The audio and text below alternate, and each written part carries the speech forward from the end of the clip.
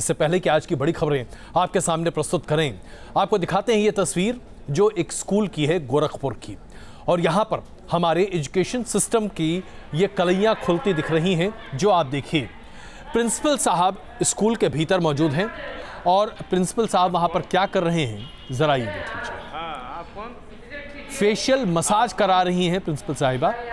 ये आप देखिए, बहुत कम वक्त होता है उनके पास किसी भी और काम को करने का, खास करके अपना व्यक्तिगत काम करने का। इसलिए प्रिंसिपल साहिबा ने तय किया कि वो स्कूल परिसर में जब बच्चे पढ़ाई कर रहे हैं उसी बीच अपना फेशियल कराएं। ये तस्वीरें आप देख रहे हैं, इन तस्वीरों को देखिए, क्या ज़बरदस्त तरीके से उनका फेस मसाज किया जा रहा है। फेशियल करती महिला वहाँ पर मौजूद है और प्रिंसिपल साहिबा बच्चों की पढ़ाई पर ध्यान देने के बजाय अपने सौंदर्य और साज पर ज़्यादा ध्यान दे रही है। ये है हमारे एजुकेशन सिस्टम या शिक्षा प्रणाली की सबसे चर्चित और बहुचर्चित तस्वीर। अब बात करते हैं कश्मीर की, जहां पर भारत का एक मोस्ट वांटेड आतंकी मारा गया है। जैश-ए-मोहम्मद का सरगना मौलाना मसूद अजहर का भतीजा तलहा रशीद, उसे आज सुरक्षा बलों ने एक बड़े एनकाउंटर में मार गिराया। तलहा मसूद अजहर के खानदान का दूसरा आतंकी था जिसे कश्मीर में मार गिराया गया है। तलहा के एनकाउंटर ने कश्मीर में आतंकवाद के इस पूरे पनपते मॉड्यूल को खत्म किया है और इसके साथ साथ पाकिस्तान की कितनी सक्रिय भूमिका है कश्मीर में आतंकवाद फैलाने, भड़काने और उसे प्रोत्साहित करने में, ये भी इससे साबित होता है। गौर से देखिए इन तीन तस्वीरों को। पहली तस्वीर में जम्मू कश्मीर के आईजी मुनीर खान एक M4 कार्बाइन के साथ नजर आ रहे हैं, जो पुलवामा एनकाउंटर के दौरान आतंकियों से मिली। दूसरी तस्वीर है जैश-ए-मोहम्मद के सरगना मसूद अजहर के भतीजे तलहा रशीद की, जिसे एनकाउंटर में ढेर कर दिया गया। और तीसरी तस्वीर है तलहा रशीद के साथी आतंकियों की। पुलवामा एनकाउंटर में 3 आतंकी मारे गए और जब गोलीबारी का धुआं छटा तो ये चौंकाने वाली तस्वीर सामने आई। पहला सवाल इस M4 कार्बाइन से उठता है। M4 कार्बाइन अमेरिका में बनाई जाने वाली असॉल्ट राइफल है और इसे अमेरिका समेत नाटो फौजें अक्सर इस्तेमाल करती हैं। आतंकियों से M4 कार्बाइन की मौजूदगी 2 ही संभावनाएं पैदा करती हैं। या तो M4 इनको पाकिस्तानी सेना से मिली, क्योंकि M4 की कुछ खेप पाकिस्तानी सेना को अमेरिका से भी मिली थी, या फिर इन्हें ये अफगानिस्तान से मिली, जहां नाटो फौजें लंबे वक्त तक तैनात रहीं। अमेरिकन आर्मी और पाक आर्मी के पास भी कहा जा रहा है ये राइफल है, और सिक्योरिटी एजेंसीज और जो आर्मी का वर्जन है उन्होंने कहा है कि पाक आर्मी ने ही ये राइफल्स जो हैं मिलिटेंट्स को सप्लाई की है। कुछ दिनों पहले जैश-ए-मोहम्मद के मिलिटेंट्स जो इन्फिल्ट्रेट हुए थे, शायद उन्हीं मिलिटेंट्स के पास ये राइफल्स मिलने लग गई हैं। ये दोनों ही संभावनाएं इशारा करती हैं कि पाकिस्तान अब कश्मीर में आतंक की आग को तेजी से सुलगाना चाहता है और इसके लिए वो हर हद पार करने को तैयार है। दूसरी तस्वीर तलहा रशीद की है, जो मसूद अजहर का भतीजा है। मसूद अजहर के खास रिश्तेदार की कश्मीर में मौजूदगी इशारा करती है कि जैश अब कश्मीर में अपनी पकड़ बढ़ाने की फिराक में है। इसके मायने ये भी हैं कि हिजबुल जैसे स्थानीय आतंकी संगठनों को पाकिस्तान से मदद कम हो रही है। डेफिनेटली लोकल मिलिटेंसी का जो कार्रवाई थोड़ी सी धीमी हुआ है और JEM का बड़ा है। तलहा रशीद के मारे जाने से पहले उसकी एक तस्वीर वायरल हुई थी, जिसमें वो पाकिस्तानी मूल के आतंकियों के साथ दक्षिण कश्मीर के कुछ इलाकों में नजर आया था।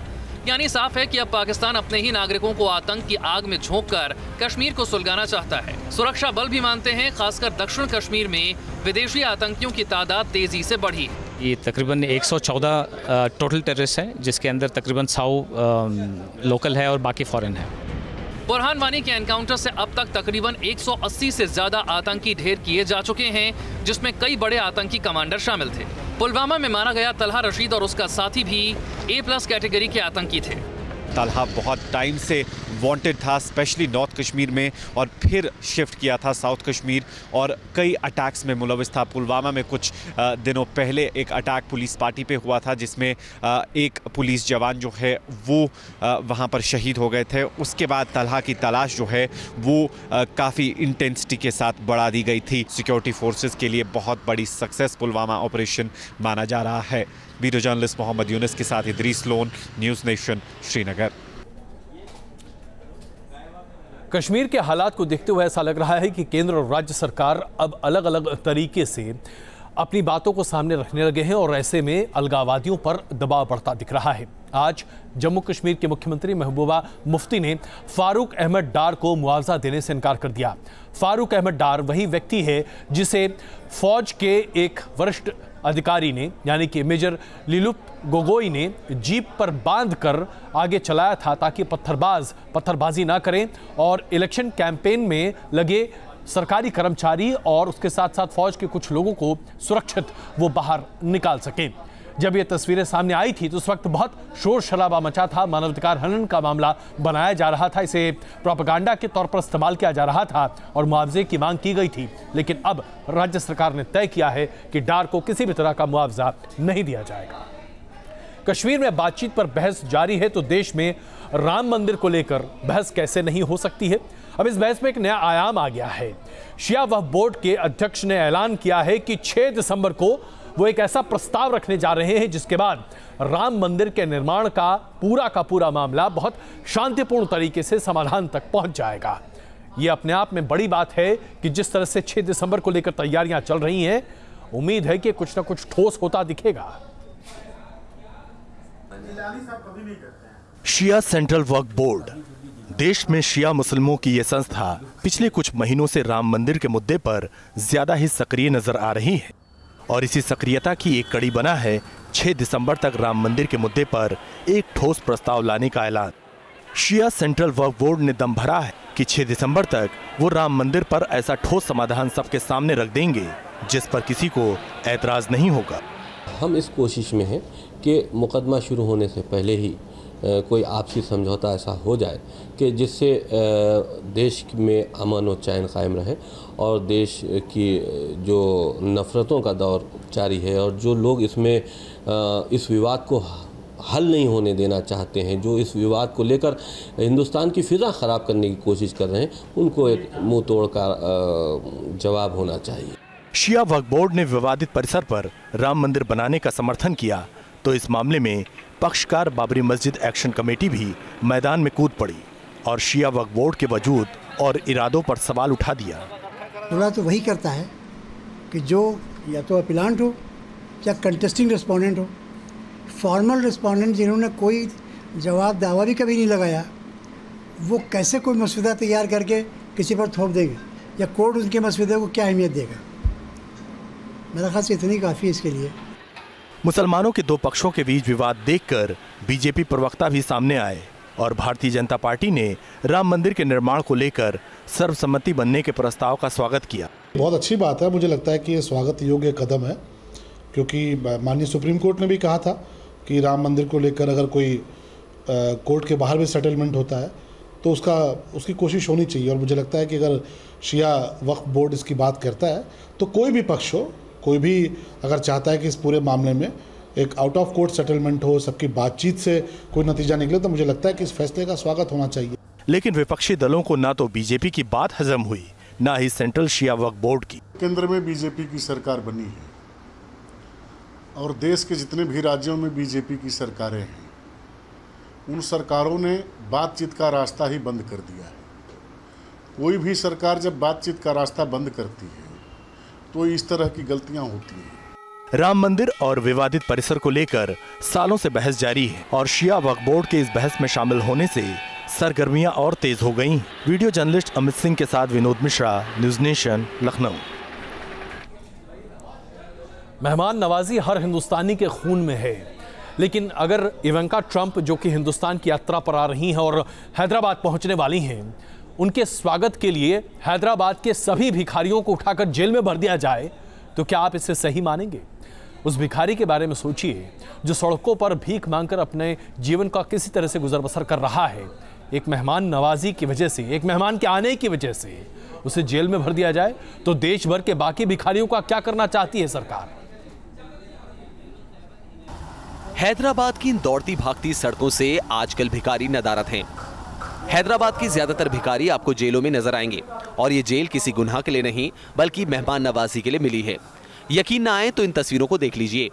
ये हैदराबाद के चंचलगुड़ा में बनाई गई एक ऐसी ही जेल है जिसे कारागार विभाग ने नाम दिया है आनंद आश्रम। इस कवायद की वजह है डोनाल्ड ट्रंप की बेटी इवांका ट्रंप का हैदराबाद दौरा। हैदराबाद में इवांका ट्रंप एक बिजनेस मीट में शामिल होंगी और साथ ही उन्हें हैदराबाद के खाने और संस्कृति से भी रूबरू कराया जाएगा। इवांका ट्रंप का यह हैदराबाद दौरा 28 से 30 नवंबर तक चलेगा। हैदराबाद यात्रा के दौरान शहर की सड़कों पर इवांका ट्रंप को सिर्फ खूबसूरती ही नजर आए, इसी वजह से भिखारियों को ऐसी अस्थायी जेलों में भर दिया गया है। क्या बूढ़े, क्या महिलाएं और क्या बच्चे। हैदराबाद की सड़कों पर जो कोई भी भीख मांगता था उसे इवांका के दौरे के मद्देनजर जेल में ठूस दिया गया है। जब इस बाबत सवाल पूछे गए तो एक कदम आगे बढ़कर बताया गया कि भिखारियों को 20 दिनों के अंदर हैदराबाद से हटा दिया जाएगा और इसके लिए बाकायदा इनाम का भी ऐलान किया जाएगा। 20 दिनों के मायने साफ हैं कि इवांका ट्रंप की यात्रा से पहले हैदराबाद भिखारी मुक्त हो जाएगा। हम लोग चाहते हैं कि अगले 20 दिन में ये पूरी समस्या का जब हम लोग निवारण कर लेंगे तो कोई भी अगर कहीं भी हैदराबाद में भिखारी दिखने का इंफॉर्मेशन की सूचना अगर हमारे control room, presence control room को देंगे तो उनको हम लोग रिवार्ड भी देंगे। हैरानी की बात यह है कि ऐसे कारागारों के अंदर कुछ भिखारी खुश भी हैं, क्योंकि उन्हें वक्त से खाना मिल रहा है। अब इसे देश का दुर्भाग्य नहीं तो और क्या कहेंगे कि 2 जून की रोटी जैसे मूलभूत अधिकार के लिए इंसान सलाखों के पीछे भी खुशी खुशी रह रहा है और हमारे सिस्टम का गौर इस दर्द से मुक्त दिलाने की बजाय मेहमान को खुश करने पर है। हैदराबाद से वीडियो जर्नलिस्ट सूर्या के साथ टीम न्यूज नेशन। बिहार में नीतीश कुमार की सरकार ने शराबबंदी लागू कर रखी है। इसे एक अच्छे पहल के तौर पर देखा जा रहा है, लेकिन अब तंबाकू बंदी की बात भी कही जा रही है, जो कि वाकई में बहुत ही सकारात्मक कदम माना जा सकता है। तंबाकू न सिर्फ आपकी सेहत के लिए हानिकारक है बल्कि कैंसर का सबसे बड़ा कारक है। ऐसे में अगर तंबाकू खाना बंद किया जाए तो इससे बेहतर क्या हो सकता है। बस फर्क यह है कि सरकार कह तो रही है, क्या इसे अमली जामा पहना पाएगी। बिहार में नीतीश कुमार ने पूरी सख्ती के साथ शराबबंदी लागू की। अवैध शराब के ठिकानों पर छापे मारे गए, हजारों लीटर शराब बहा दी गई। शराब के चलते सरकारी अधिकारी और कर्मचारी भी निशाने पर आए और इसी सख्ती को अब नीतीश सरकार तंबाकू पर भी लागू करने का मन बना चुकी है और इस पहल का आगाज किया जाएगा पटना नगर निगम से। पटना नगर निगम अब तंबाकू बेचने के लिए नया लाइसेंस लाने वाली है। नए नियमों के मुताबिक जिन दुकानों पर टॉफी, बिस्किट या कोई और खाद्य पदार्थ बेचा जाएगा वहां तंबाकू नहीं बेचा जा सकेगा। साथ ही नए नियमों में तंबाकू बेचने वाली दुकानों और स्कूलों के बीच फासला रखने का भी प्रावधान होगा। बिहार शराबबंदी में ऑलरेडी एक नज़ीर पेश किया हुआ है और अब शराबबंदी से हम लोग नशा मुक्ति की तरफ जा रहे हैं। तो उसी के अनुक्रम में यह प्रयास था कि पटना नगर निगम क्षेत्र में हम लोग इसको प्रभावी तरीके से लागू कर सके, ये सुनिश्चित कर सके जो हमारे माइनर हैं, जो 18 साल से कम उम्र के हैं, जिनको अभी सोचने समझने की हम मान के चलते हैं कि शक्ति नहीं है कि क्या खाना चाहिए क्या नहीं खाना चाहिए, उनको इस बात हम लोग ये सुनिश्चित कर सके कि उनको किसी गलती से भी टोबैको प्रोडक्ट्स उनके हाथ में ना लगे। प्रशासन के मुताबिक इस पहल के पीछे सबसे बड़ी वजह है बच्चों और नौजवानों को तंबाकू की लत से दूर रखना। लेकिन छोटे दुकानदारों के सामने एक नई मुश्किल खड़ी हो गई है, क्योंकि अगर तंबाकू या दूसरे खाद्य पदार्थों में किसी एक को चुना तो बिक्री पर फर्क पड़ेगा।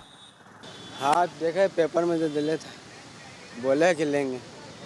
कितना ज़रूरी है आपको क्या लगता है कि जिस दुकान में सिगरेट गुटखा बिकता है सिर्फ वहाँ वही बिकना चाहिए? हाँ नहीं, सब चीज़ बिकना चाहिए, इसलिए कि सब चीज़ की व्यवस्था सब जगह नहीं होती है। लेकिन बिस्किट टॉफी अगर बिक रहा है, आपके घर के बच्चे आ रहे हैं तो उनकी नज़र तो गुटखा और सिगरेट पर भी पड़ेगी, इसका असर नहीं पड़ेगा? जी सर पड़ेगा। क्या लगता है ये सही है ये लाइसेंस? जी लाइसेंस सही है। शराबबंदी कर नीतीश सरकार ने वाहवाही लूटी थी और लगता है इसी कामयाबी के बाद अब सरकार तंबाकू बंदी लागू करना चाहती है। पटना नगर निगम में देश में पहली बार ये नया पहल किया है और कोशिश ये है कि बच्चों को नशा से दूर रखा जाए, बच्चे नशे के लत में न पड़ें।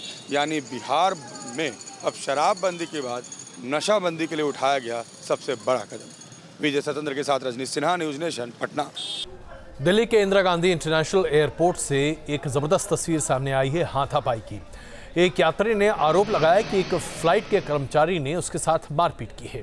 तस्वीर में आप देख सकते हैं कि कैसे यात्री पर काबू में लाने के लिए विमान के स्टाफ गुत्थम-गुत्थी कर रहे हैं और ये तमाम तस्वीरें जो आप अभी देख रहे हैं ये प्रदर्शित कर रही हैं कि किस तरह से ये उत्तेजित यात्री खुद एयरपोर्ट स्टाफ के साथ भिड़ पड़े।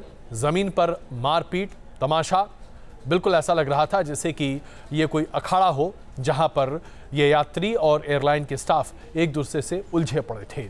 लेकिन कभी कभी ये सारी तस्वीरें अपने आप में बहुत कुछ बयां कर जाती हैं, लोग कितने उत्तेजित होते हैं और उत्तेजना में क्या क्या होता है।